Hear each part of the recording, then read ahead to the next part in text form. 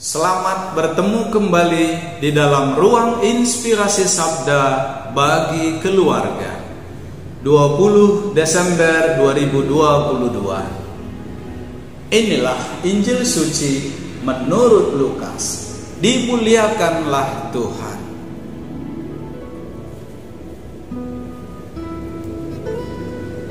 Dalam bulan yang ke-6 Allah menyuruh malaikat Gabriel pergi ke sebuah kota di Galilea bernama Nazaret kepada seorang perawan yang bertunangan dengan seorang bernama Yusuf dari keluarga Daud.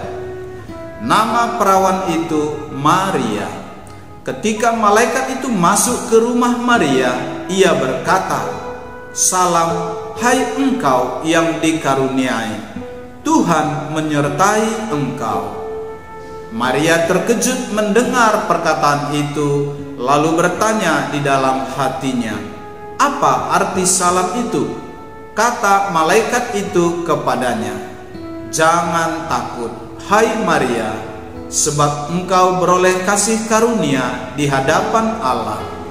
Sesungguhnya engkau akan mengandung dan akan melahirkan seorang anak laki-laki, dan hendaklah engkau menamai dia Yesus. Ia akan menjadi besar dan akan disebut Anak Allah yang Maha Tinggi, dan Tuhan Allah akan mengaruniakan kepadanya tahta Daud, bapa leluhurnya, dan ia akan menjadi raja atas kaum keturunan Yakub sampai selama-lamanya, dan kerajaannya tidak akan berkesudahan." Kata Maria kepada malaikat itu, "Bagaimana hal itu mungkin terjadi? Karena aku belum bersuami." Jawab malaikat itu kepadanya, "Roh Kudus akan turun atasmu, dan kuasa Allah yang Maha Tinggi akan menaungi engkau. Sebab itu anak yang akan kau lahirkan itu akan disebut kudus, Anak Allah.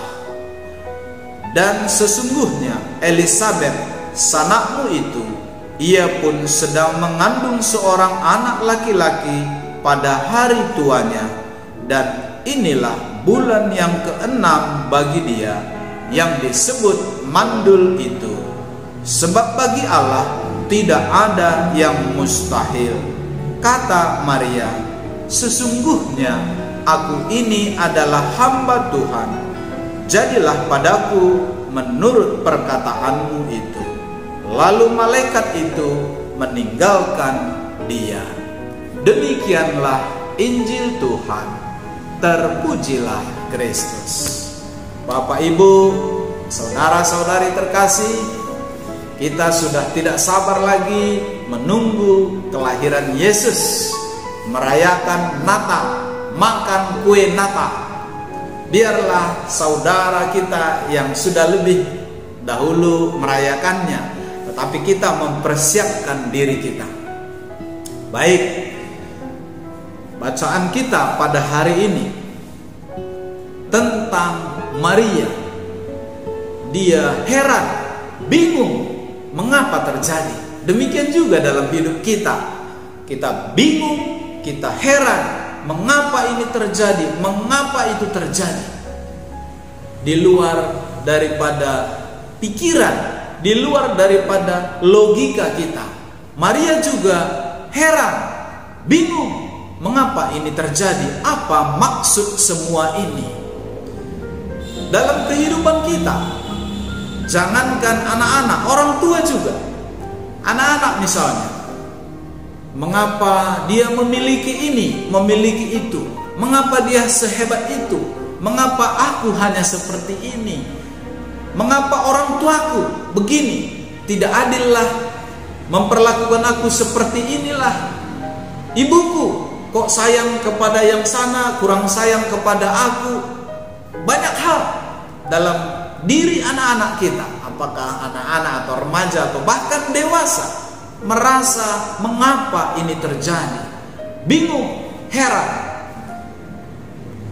Orang tua juga, bapak, ibu, merasa anakku kok seperti ini, Tuhan aku seperti ini. Kok biasa-biasa saja. Anak tetangga luar biasa. Anak saya seperti ini. Wah, banyak hal.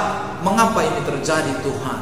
Wah, ini merupakan permenungan kita juga menjelang akhir tahun 2022 ini. Mengapa ini terjadi Tuhan? Banyak hal ya yang membuat kita kecewa.